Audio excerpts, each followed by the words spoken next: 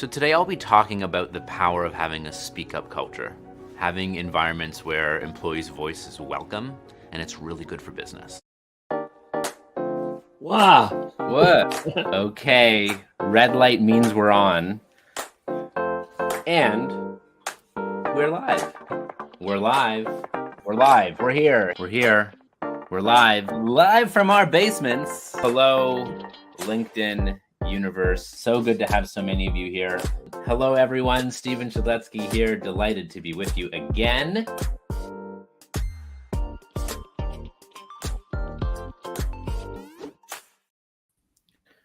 And that's our cue. Oh, that's fun. You're so fancy. Thank you.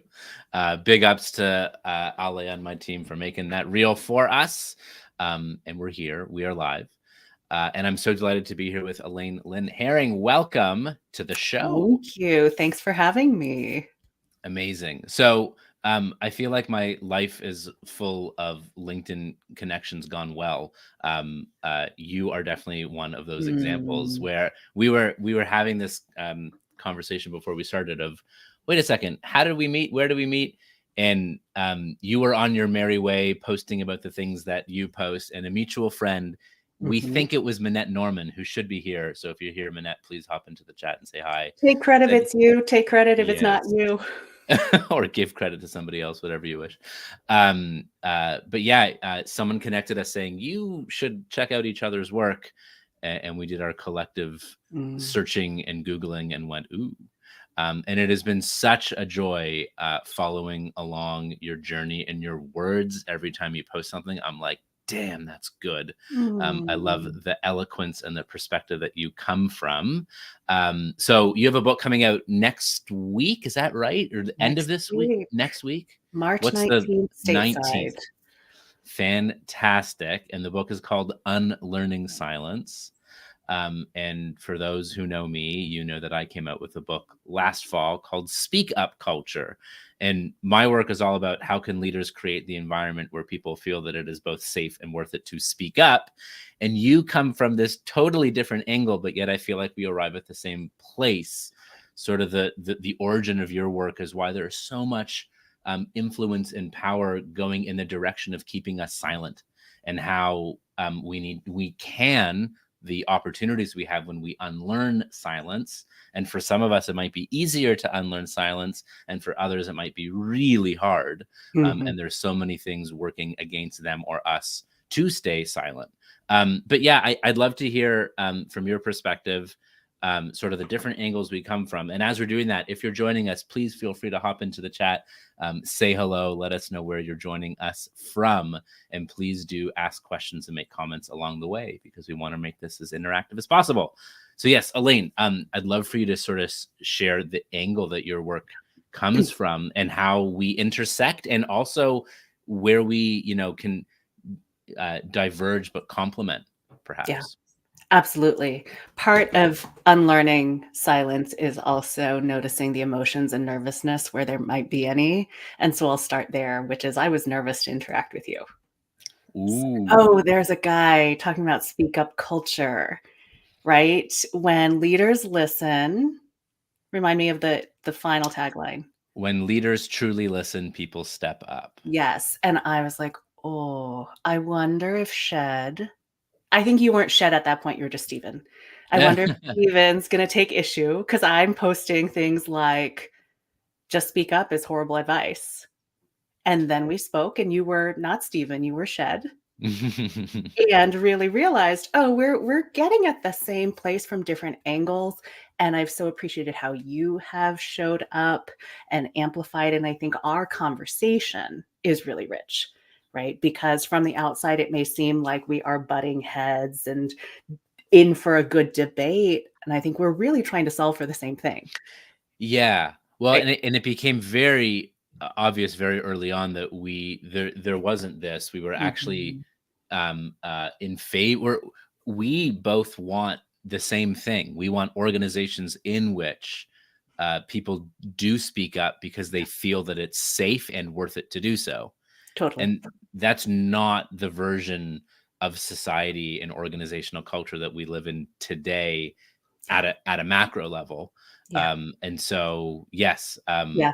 I, And so and my stance very much was, yes, like, yes, there's someone else pushing for the same fight from a slightly different angle. And however we come at it, we're going to need all of us for leaders to lead well, for us to really create environments where it is safe and worth it for people to speak up.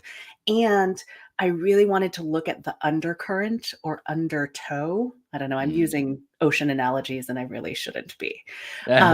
But you and I both come from a world of leadership development, and specifically in terms of an origin story, I came from teaching negotiation, difficult conversations, and feedback skills.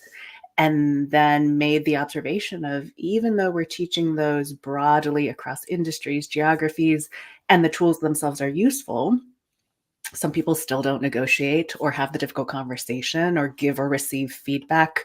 Why is that? And landed on, there's this nebulous, often unidentified force called silence that many of us have internalized from my family of origin, from my school days, from my last workplace, that says, oh, we don't talk about those things here. And so as much as we could get to what I need to be doing to speak up, we really do need leaders to build that culture. And also, we each need to examine, what assumptions do I hold about when and where it's safe or worth it to speak up, about whether I, given the identities I hold, I'll own mine, Asian American, female, immigrant, maybe we'll stop there, right? What assumptions do I hold about my voice, whether I have a voice, whether I get to use my voice, whether my environment around me tells me that I have standing or agency? That unlearning silence is really that wrestling with all of those assumptions that over time become calcified and, most importantly, are subconscious. Yes. Versus, what do I think? And does that still serve me today? It may have served me in my last role, in my last job, in my last relationship, but does it serve who I am today and who I want to become? I'm seeing an interesting connection between examining our bias as well, Mm. Around what you just mentioned, around sometimes particularly our background, and let's face it, the benefit of speak up is greater. Like, there's always risk in us speaking Mhm. up. So Mhm. I do remember us hopping on, and the first thing you're like, hey, I got to say a contentious thing. Speak up is not instruction. I'm like, yeah, I'm with you. Speak Yes. up is an Yes. environment. It's a culture, with the disproportionate weight on leaders setting that tone and culture. Because Mhm. as a leader, a whispers, a shout, and tiptoes or stomps, we watch how things go. So there's a Mhm. disproportionate impact on leaders. The benefit of a speak up is more so to others rather than the person speaking up typically. Were you going to add Yes, more I on? was going to add that the responsibility is disproportionate on leaders because of that disproportionate impact. And the impact, the negative effects, if we don't have a speak up culture, are disproportionately borne by the people we would want speaking up. Oh, yes. Yeah. Yes. Yep. Totally. Agreed. And then I saw there is an interesting, as you were just saying that, Elaine, there's an interesting correlation with examining our own biases as well as unlearning silence. Because Totally. so often silence is so implicitly baked in us, as well as, but it's sort of the same process of, is my silence or is my bias aligned with my values or not Mm. aligned with my values? And if it is aligned with my values, carry on. Mhm. Keep Mhm. going. If it Mhm. isn't aligned with your values, then there's opportunity for an intervention or a change in our behavior or Yeah. actions. Would you agree with that? I would agree. And I would say the precursor to all of that is, do we even recognize what our biases are? Mm, yes, Which many which of us takes don't. reflection and, yeah, Yes. and gaining Yes. feedback. Yeah. And leaders being like, I don't have any biases. We It's all like, do. We are you all do. human? Right, right. If you're Yeah. human, you have biases. They're called mental heuristics. They're shortcuts for understanding and navigating the world. And for those, so there's the leader piece, and then there's the self piece of, in what ways might I have internalized the biases coming at me? Yeah. So much so that it is this self fulfilling prophecy of, Well, statistically speaking, I, as an Asian woman, am least likely to be promoted to executive leadership. Therefore, right, I don't, and I don't speak up. I'm not going to make it. All of these things. So really looking in a way that I think we both do at what can we individually do? What can leaders do? And then, of course, we each contribute to culture. Leaders Yes. disproportionately contributing to building culture, but we each contribute to culture. So this sense of I have no power is a real sense. And I know we've both felt it, which is how we ended up working on this topic of speak up culture. And what can we do? Because silence breeds silence. Voice also inspires voice. And that's not because your show is named Shed Inspires, right? But voice inspires voice. And so each of us asking the question, interrogating the bias, saying something, whether we're a leader or an individual contributor, whether we're the highest or the lowest power person, does influence culture. Yep. Yep. I want to check in because there's a few people who are saying hello here and some questions and comments coming in. I also want to hop in next, Elaine, because there's a privilege, but there's a correlation rather between privilege and speaking up, which I want to untap or tap into, as well as the perspective that I come from, which has privilege in it. So I want to untap that. But we have Jillian here from Oakland. Welcome, Jillian. We have LinkedIn user from Toronto. So that's our first LinkedIn user. Feel free to let us know in the comments who you are if you'd like. Barbara is here from New York. Ale checking in with the Amazon link for Elaine's new book. Check it out. Another LinkedIn user from India. So if that was you, feel free to let us know. A question coming in via Facebook from my friend Frank Ziti, which we'll take a peek at. Love this. Just checking in here. Jillian says, speaking up is a culture. Yes. Giddy up. We J, intentional justice requires speaking up. Yeah. Love that. And then Frank ZD again, voice inspires voice. Love that. I agree. You know, I like to say that courage is contagious. And courage travels in company. So this is where it gets good. Okay, if we can go there. Oh, we can. Okay, because I completely agree. Courage is necessary. And what I have been wrestling with is courage feels necessary but not sufficient in terms of speak up culture. Oh, yes. Because speak up is so often framed as, well, if you, direct report, individual contributor, would just have more courage, then you would be heard. Gaslighting. That's gaslighting. Yeah. Thank you for naming things as they are. Right. And to me, then speak up is calculation. Sure, it takes courage. Sure, confidence helps. Sure, privilege, which I know you'll tell us about, helps. But fundamentally, leaders, everyone can change the calculation as to whether it's safe or worth it. Yeah. So what are we going to do to change that? Yeah. So Ethan Burris has done great work along with Jim Dietert on a term called voice calculus. So we consciously or subconsciously are always doing this calculus of, is it worth it? Is it safe? Should I? Do I? So you're totally right. So I was once part of a team as I was writing the book, and someone on that team where I didn't feel that it was safe or worth it to speak up was pushing me and challenging me and saying, you're writing a book on, you're the speak up culture guy, you should speak up. And I went, no, speak up is not an instruction. Speak up is a culture. As I do the calculus, does it feel safe? Heck no.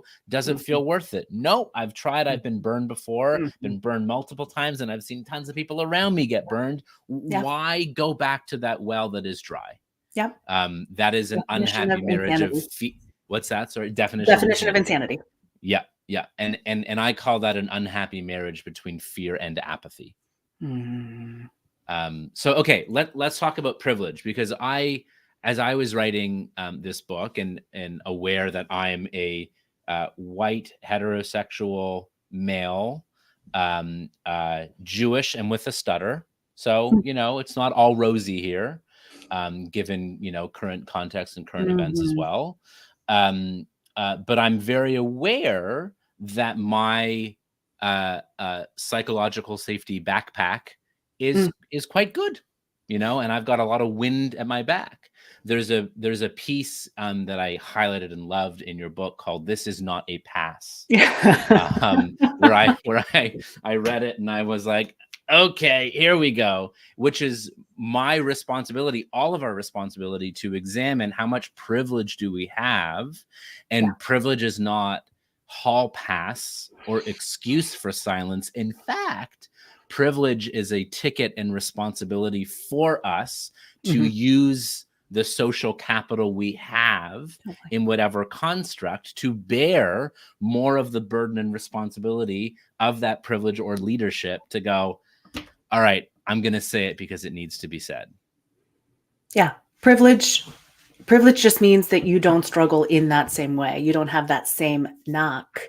And the chapter Shed is referring to is one of my favorite in the book. It's chapter 3, called When Silence Makes Sense, Mm-hmm. because unlearning silence is not about saying everything all the time to everyone. The world is too noisy and too complex for it, and speak up cultures don't always exist. So when are there times that make sense as a matter of survival, as a matter of self-care, as a matter of self-preservation, as a matter of playing the long game, that we choose silence in the moment? And of course, the difference between silence that is additive or strategic and silence that is oppressive is agency.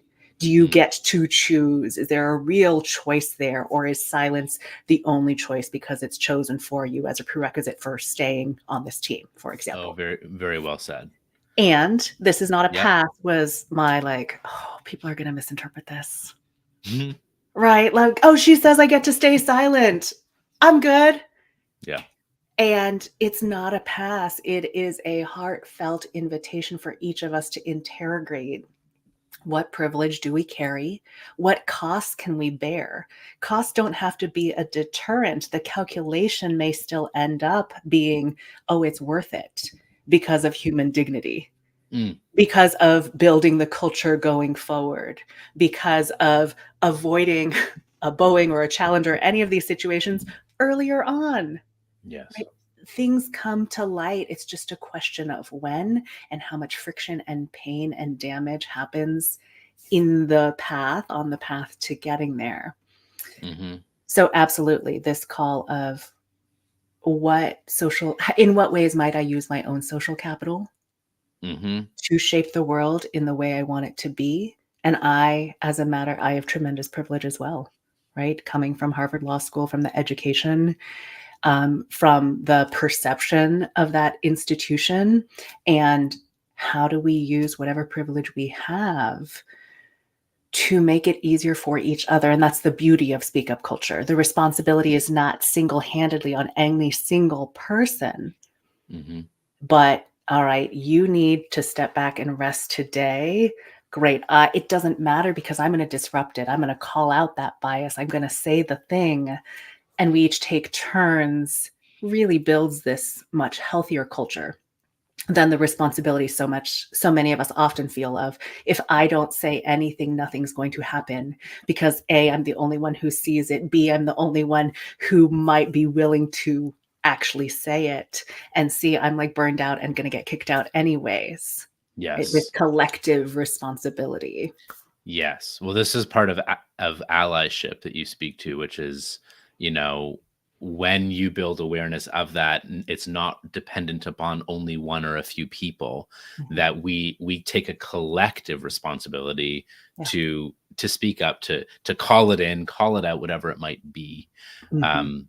Yeah, love that. And Thank you. I would say it's the collective responsibility to unlearn silence. Mm, I have a responsibility to unlearn the ways that I silence myself, that I mitigate my speech, that I choose, choose to quote unquote keep the peace in the moment. hmm Leaders, we have a collective responsibility to be aware that we silence people not because we're bad leaders, but because we're human, Yep. and to look at Whether the it's intended or not, oftentimes it's unintended, but it's it is still the impact. Yeah. doesn't matter. if you Yep. intend it or not, the impact is the same. The very people that you claim to support, that you want to lead, that you want to unleash their talent, feel silenced, are silenced. And you have a disproportionate impact on that. So, what are 9 Yes. things, 9 ways you might be unintentionally silencing people? That is chapter 5. And the what to do is chapter 9. But then this culture piece, right? In what ways is organizational silence, employee silence part of the culture, the collective phenomenon of doing nothing that we all have a role in shaping, in perpetuating, or disrupting? Yeah. Yeah. Thank you. Thank you. Love that. Okay. We have 9 more minutes left with you, and we have a great question that's come in from Frank Ziti here on Mhm. Facebook. Why is it so hard when you want someone to tell you what's wrong and they won't? How do I find the space time to let them come to me when they're ready? Love you too, Frank. What do you think, Elaine? And then I'll add if there's anything I Yeah, can I was I gonna can say add as so well. Yeah. juicy. I'll take a stab. You add, what are the levers we're playing with, right? We're playing with the levers of intent. So expressing intent of, I really want to know. We're playing with the levers of lowering the barriers to them speaking up so they don't have to. If you're a verbal processor, they might not be a verbal processor. Are they allowed to type you the message? Right? As Mm, simple as that, playing to their strength rather than your preference or strength in terms of mode or medium. So, can we lower the prerequisites required to engage in the conversation? Third, I think, is a really helpful tool that I know you talk about as well, which is sort of putting the hypothesis out there, right? Like, here is one weakness I see about myself. oh, What would you add? Or do you agree with that weakness? Let me criticize myself first to show you that it's okay, and then invite you to add on, layer on. I put a fourth, which is this really underestimated lever of process, how we have conversations, and using standard questions, right? What about, so in Frank's instance, what about how I'm leading works for you? What about how I'm leading doesn't work for you? And that's pairing of standard questions that naturally builds in dissenting opinion is such a powerful underutilized tool because, well, I'm not criticizing Frank, I'm just answering the questions. And B, I know we always ask these questions so I can come prepared because I've trained my team to always be looking at things from multiple perspectives. yeah. What would you Yeah. add? The one thing I would add here is, so Frank, in the way that you've shared your question and the fact that I know you personally, I know there's a real genuine intent to improve, Mm, which is great. I mean, you have one piece of the encourage and reward cycle, which is you're encouraging folks. I want to hear, which is different than some people don't want to hear, but you're already coming with this notion of I want to hear how I can do better. The one I would highlight, Elaine, that you mm, pinpointed is around the process of it. So where I've mhm, seen leaders or folks in any relationship make a mistake is you and I hop on for a meeting, whether it's in person, on the phone, or in Zoom or whatever video, and I go, Elaine, I want you to tell me how to be a better leader, and tell me now. And it's like, mhm. no, it doesn't work.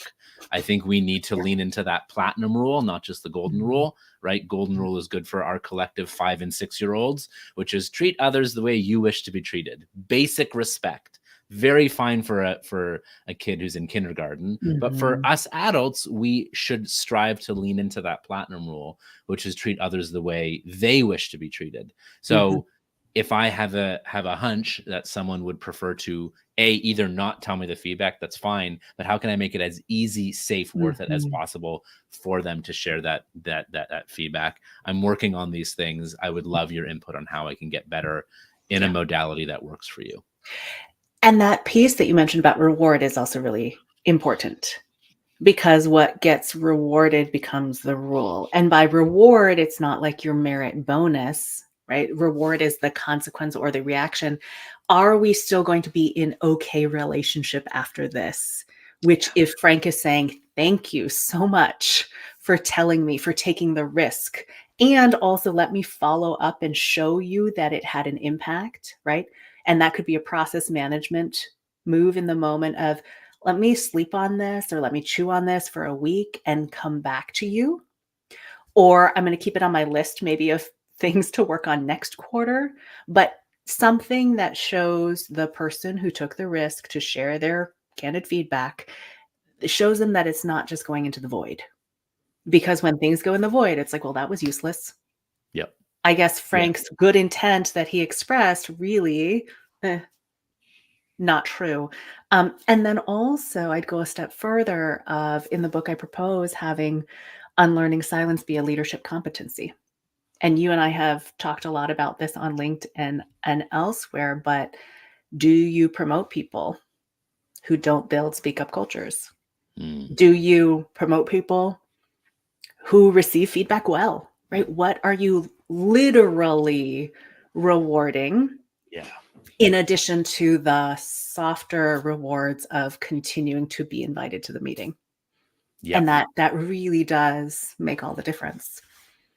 Love that. Love that. I like to say that in our cultures, we get the behavior we reward as well as the behavior that we tolerate and enable.